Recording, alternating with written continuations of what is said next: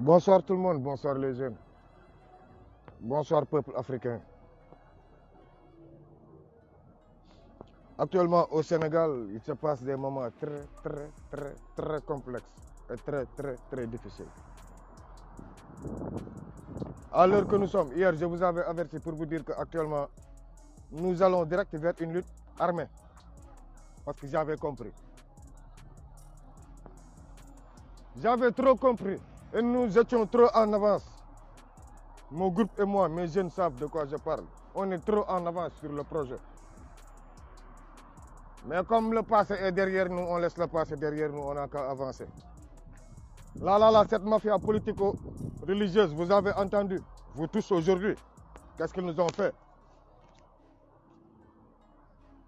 Il y a Seigne Modou Kara qui a parlé en premier. Le soir, Mansour Sy Djamil en deuxième. Ahmed Khalifa Niasse en troisième pour autoriser à Macky Sall de lui dire que maintenant, il faut taper les yeux fermés. Mais Macky Sall, un vrai boxeur, si tu tapes les yeux fermés, je le jure, ils vont te descendre. Et moi, vous la jeunesse, c'est à vous que je m'adresse aujourd'hui. C'est pour ça que je vais parler comme ça passe plus rapide. C'est la jeunesse, je vais m'adresser à la jeunesse parce que là, l'opinion internationale, là, il faut les alerter dès maintenant. C'est mieux, il faut les avertir et les alerter dès maintenant. La CEDEAO, quand Alassane Ouattara faisait un coup d'état constitutionnel, la CEDEAO n'a pas parlé. Omarou Embalo, président de la Guinée-Bissau, voici notre Afrique. Afrique des fiers guerriers, très mal intentionnés. Demandez à mes camarades de classe. Monsieur Pierre Diatta Sacré-Cœur, 1986. Il m'a bien fracassé sur la récitation Afrique, mon Afrique. Parce que je suis héritier d'un père révolutionnaire. Donc Afrique, mon Afrique. J'ai toujours dit Afrique des fiers guerriers très mal intentionnés parce que je pèse bien mes mots. UEMOA, l'UA, là où gère Macky Sall, qui gère ça? Le président comorien. Le Comore, ils ne connaissent pas la démocratie. Il y a tout sauf la démocratie. Comore, c'est le peuple le plus maudit en Afrique. C'est le peuple où le président seul parle et tout le monde s'applique. Il n'y a pas imam, il n'y a personne. Ça, c'est comorien. Nous, on n'a pas besoin de ce président-là. Actuellement, vous tous, vous êtes bouche mouillée.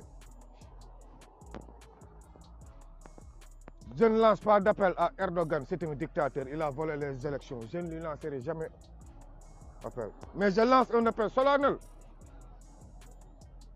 à notre nouveau chef africain, Assimi Goïta. Je lance un appel solennel au peuple malien. Je lance un appel solennel au colonel de la transition du Mali et Burkina Faso. Je lance un appel à tout le peuple africain, vous tous, nous qui avons compris, de manifester pour la libération de la vérité. Avant qu'on nous passe une autre nation Mandela. Non. Le programme Mandela là que veut nous imposer ce système, je dis non. Sonko n'ira pas en prison sur des mensonges, non. Il ira aux élections en 2024, oui. Maintenant, au cas où, vous la jeunesse, au cas où il y a coup d'État au Sénégal, restez éveillés et restez debout. Si un membre de la CEDEAO ou un membre de l'UA descend au Sénégal, on va le brûler vif. Toi, Omar Embalo, je vous avertis, vous tous, parce que je sais là où est le Sénégal. Je sais là où va le pays. On vous avertit depuis quelques jours, mais vous n'avez rien compris. La jeunesse, battez-vous, s'il vous plaît, battez-vous. Battez-vous et restons très concentrés et confiants de notre armée nationale. Je vous entends depuis ce matin dire que l'armée est faible, l'armée est, mais je le jure, si le pays pète, beaucoup de généraux seront morts.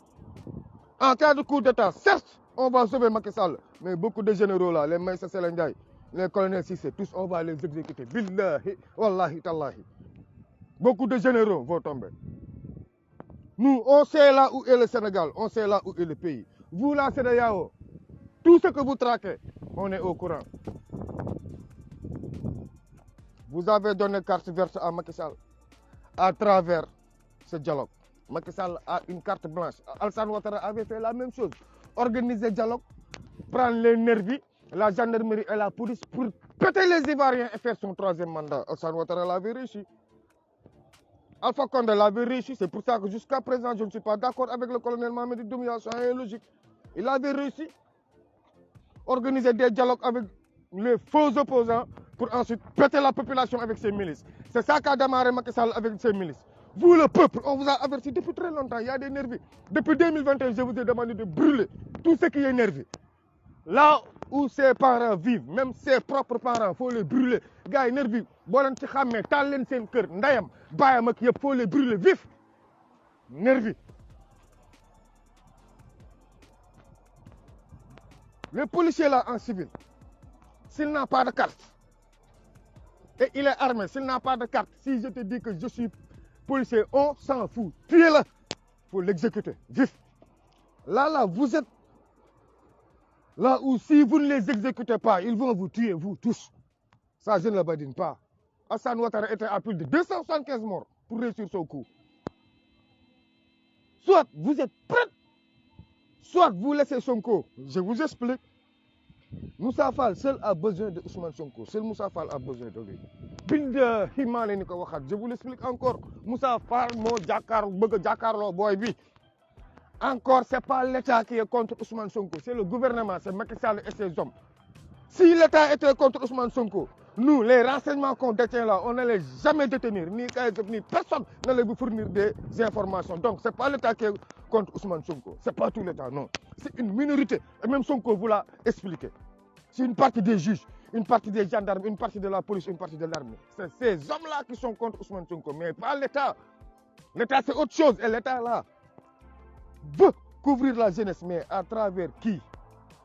Vous. Vous vous couvrez, on vous couvre. Vous vous assumez, on assume le reste. Vous avancez, on ratisse vos arrières. Je le jure, même pas 48 heures, la gendarmerie va reculer, la police va reculer. Parce que cette fois-ci, ce qui s'est passé en 2011, pour que le commissaire Aronossi continue à chier en paix, là au Sénégal, là où il a tué 11 personnes, il continue à chier, il continue à foutre la merde dans notre pays, à baiser ces femmes là au Sénégal. On va accepter ça, nous. Négatif. Ça ne va pas se passer avec Ousmane Sonko. Les maisons religieuses ont déjà parlé. Comme ils disent que les portables Sonko ont déjà parlé. C'est archi faux. J'ai reçu des informations concrètes.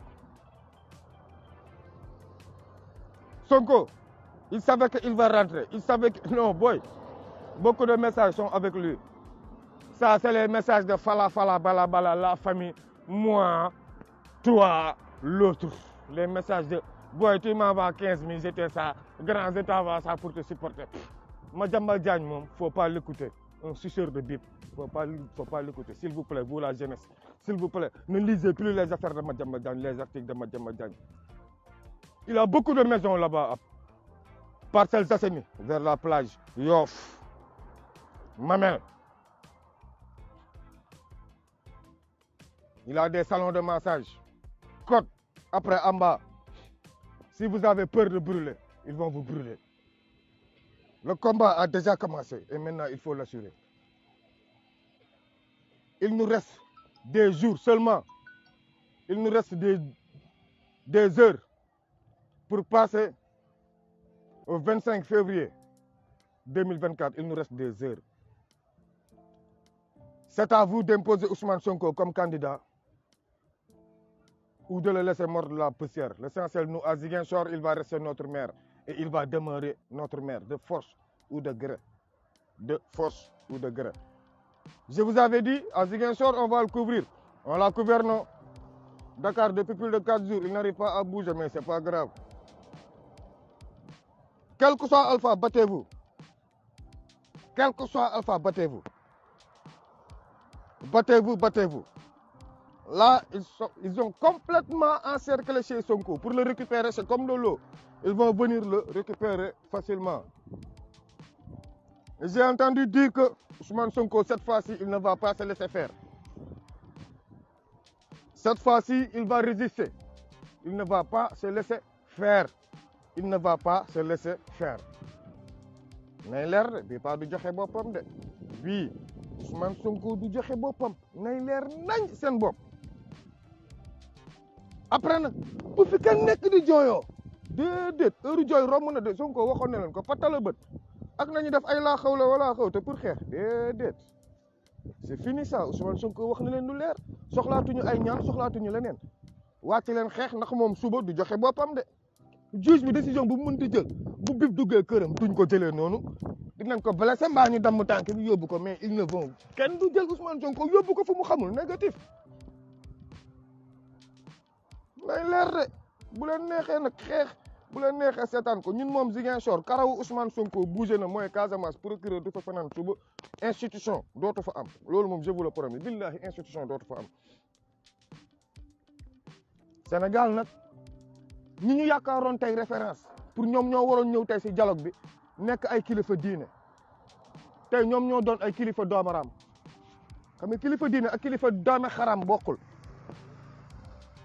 ndeysaan tey Cheikh Bamba Dièye moo doon kilifa diine Ahmed Khalifa Niass doon kilifa doome xaram ndax góor jigéen la borom xuur yu laq yi.